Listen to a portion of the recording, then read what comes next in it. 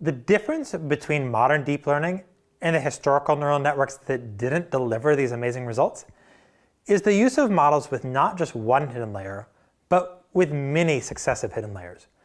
We forward propagate through these successive layers in a similar way to what you saw for a single hidden layer. Here is a network with two hidden layers. We first fill in the values for hidden layer 1 as a function of the inputs, then apply the activation function to fill in the values in these nodes. Then use values from the first hidden layer to fill in the second hidden layer. Then we make a prediction based on the outputs of hidden layer 2. In practice, it's becoming common to have neural networks that have many, many layers. 5 layers, 10 layers. A few years ago, 15 layers was state of the art, but this can scale quite naturally to even 1,000 layers. You use the same forward propagation process, but you apply that iterative process more times. Let's walk through the first steps of that. Assume all layers here use the ReLU activation function. We start by filling in the top node of the first hidden layer. That will use these two weights. The top weight contributes 3 times 2, or 6. The bottom weight contributes 20. The ReLU activation function on a positive number just returns that number. So we get 26. Now let's do the bottom nodes of that first hidden layer. We use these two nodes. Using the same process, we get 4 times 3, or 12, from this weight, and minus 25 from the bottom weight. So the input to this node is 12 minus 25.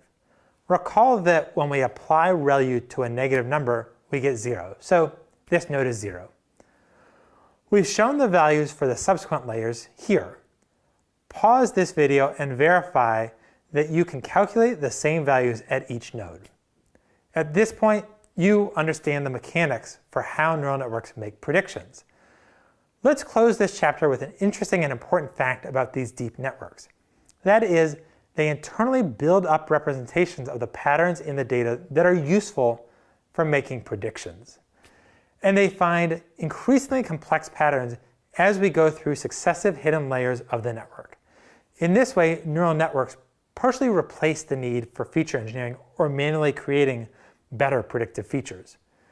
Deep learning is also sometimes called representation learning because subsequent layers build increasingly sophisticated representations of the raw data until we get to a stage where we can make predictions.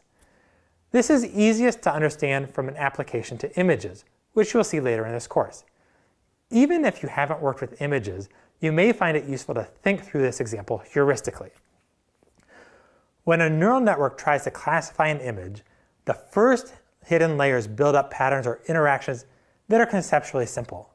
A simple interaction would look at groups of nearby pixels and find patterns like diagonal lines, horizontal lines, vertical lines, blurry areas, etc.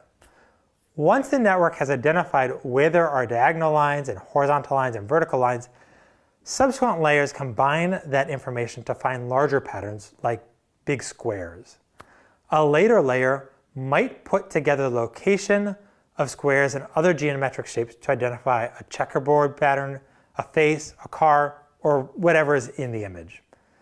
The cool thing about deep learning is that the modeler doesn't need to specify those interactions. We never tell the model to look for diagonal lines. Instead, when you train the model, which you'll learn to do in the next chapter, the network gets weights that find the relevant patterns to make better predictions. Working with images may still seem abstract, but this idea of finding increasingly complex or abstract patterns is a recurring theme when people talk about deep learning, and it will feel more concrete as you work with these networks more.